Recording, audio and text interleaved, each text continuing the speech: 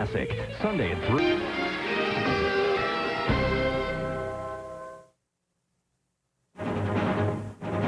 Flashpoint. As UN workers evacuate East Timor, is the United States preparing an international rescue mission if the massacre doesn't stop?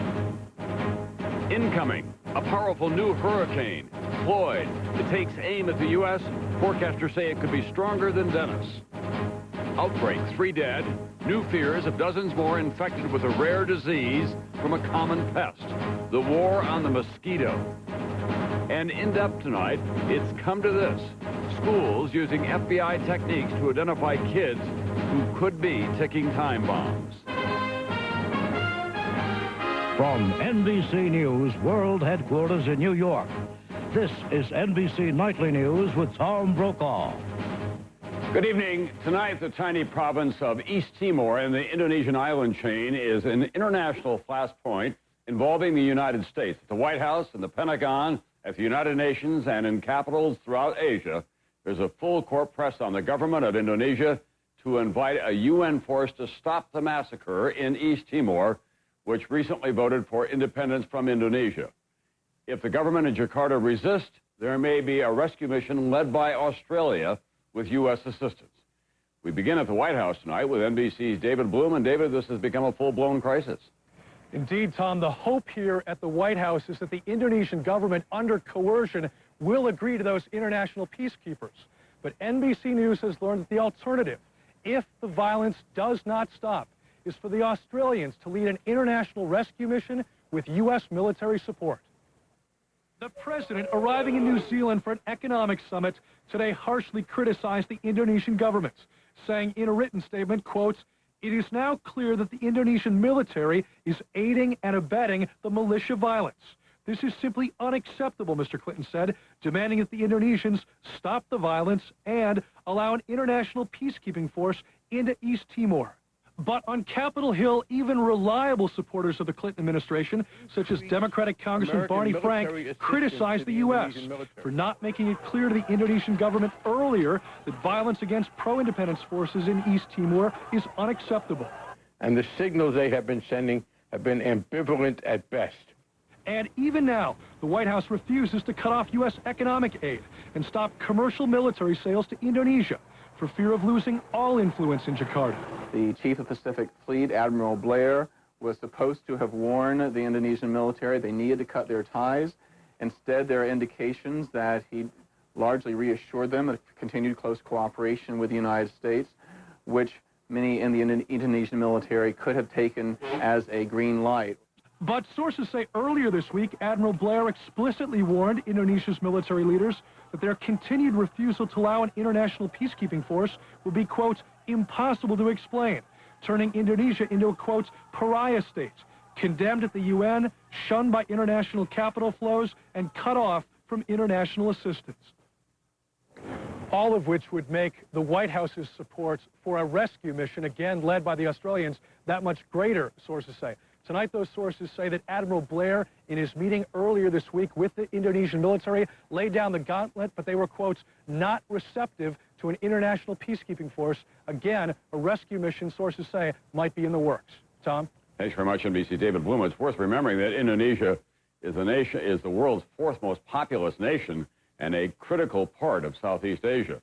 Most of the UN workers caught in the chaos of East Timor have seen enough. Tonight, all but a few are evacuating to safety. Those are the UN workers. Also tonight, from inside and out, there is more new pressure on the Indonesian government to stop the violence. NBC's Ned Cole tonight is in Jakarta. A sense of sadness and relief today outside the UN compound in Dili as 350 UN workers say goodbye to the skeleton staff staying behind. For the last 6 days, the compound has been a safe house, not only for the UN, but 1,000 refugees driven from their homes by violent militias. Today, on the drive to the airport, guarded by the Indonesian army, they saw for the first time a city in ruins. These are the lucky, evacuated to safety in Australia. I was thinking to myself when we thought we were coming out, you know, all I'm facing is a hairy ride to the airport. They're probably facing death. A quarter of East Timor's population, 200,000, are on the run. In this smuggled video, refugees seeking shelter in the hills. There are reports one group is being singled out in this predominantly Muslim country, Catholics. A week ago, this church was a sanctuary. Now, we're at 100 people massacred here. We have reports which are reasonably reliable that there are in circulation lists of nuns and priests, death lists. Today, UN Secretary General Kofi Annan gave Indonesia an ultimatum: accept a peacekeeping force or face the consequences. If it refuses to do so, it cannot escape the responsibility for what could amount, according to reports reaching us, to crimes against humanity. While the Indonesian government is coming under increasing international pressure, it's also facing mounting criticisms at home. Protests are becoming a daily occurrence.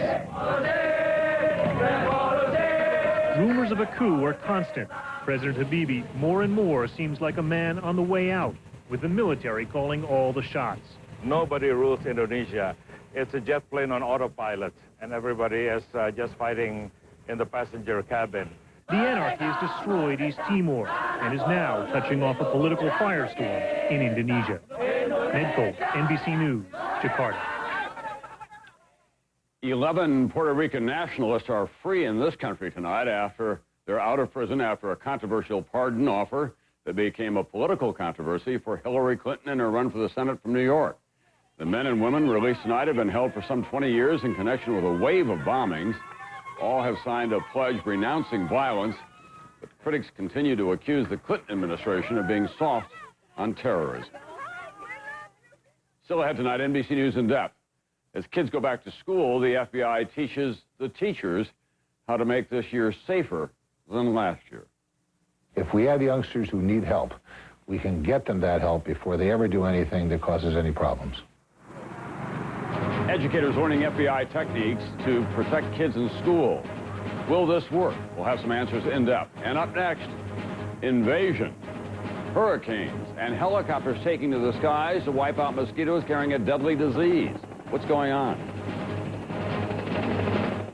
It's time for your heartburn to kick in because your heartburn relief gave out. It happens 2 or more days a week, even though you've treated it and changed your diet. That frequent, persistent heartburn may be due to acid reflux disease, potentially serious. It's Prilosec time. Time to see your doctor about prescription Prilosec. Your results may vary, but for many people, Prilosec provides 24 hours of complete heartburn relief with 1 daily dose. Ask your doctor for more information about Prilosec and if it's right for you.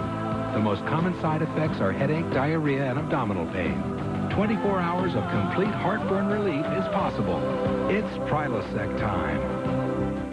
You've dreamed of opening your own place. Now stay healthy and energetic and enjoy it. Give your life a silver lining with Centrum Silver. Its age-essential nutrients may help maintain your immunity and help keep your heart healthy. Give your life a silver lining with Centrum Silver.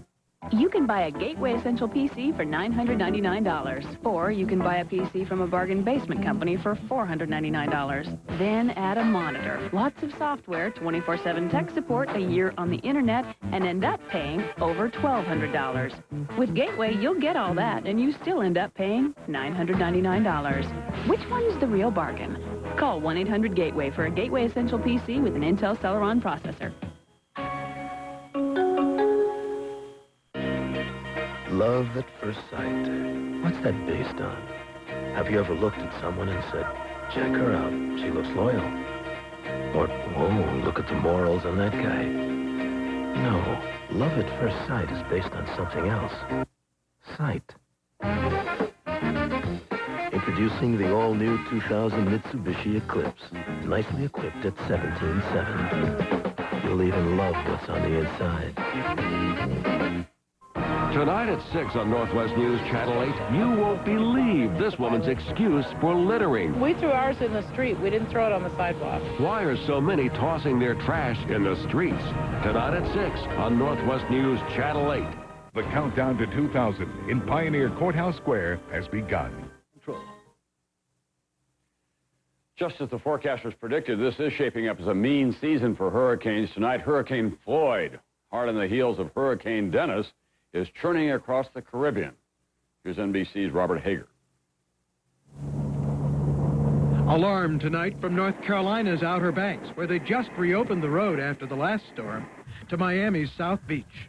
It's a big hassle for us. We have to shut down. The restaurant loses a lot of money. Nothing here. Look at these no mountains. Nowhere to hide. You got to go. Warnings up already for the Caribbean's Leeward Islands, more than 1,000 miles from the U.S. coast, but headed our way. At this moment, we think that we're concerned about everybody from even South Florida through the Carolinas. Jerry Gerald, director of the National Hurricane Center, warns this could be a big one. You have the weekend available to be sure that everything is in place, and don't waste it. Taking the proper precautions can save your life or the life of your family, so be ready to do it. A hurricane-hunting plane like this in the storm now. Another flew all night, out from St. Croix, through the calm eye at the center, through the cloud wall of high wind around the eye, and the outer bands of rain, zigzagging through 4 times, clocking one gust northeast of the eye at 101 miles an hour. Where's it go from here? Sunday, we're going to have a strong Category 2 hurricane, perhaps even a Category 3, east of the Bahamas, in a position to strike almost any part of the East Coast. Powerful. Category 3, more than 110 miles an hour. Category 4, more than 130. And what then? High pressure could keep the storm headed toward Florida's north coast about Tuesday. Or a front may blow it north into the Carolinas at midweek. For now, too early to tell, but could be the biggest threat yet, coming at the very peak of a hurricane season, forecast to be a bad one.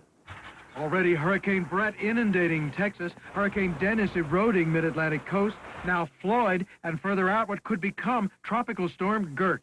And the highest risk period for hurricanes still has more than a month to go. Robert Hager, NBC News, Washington.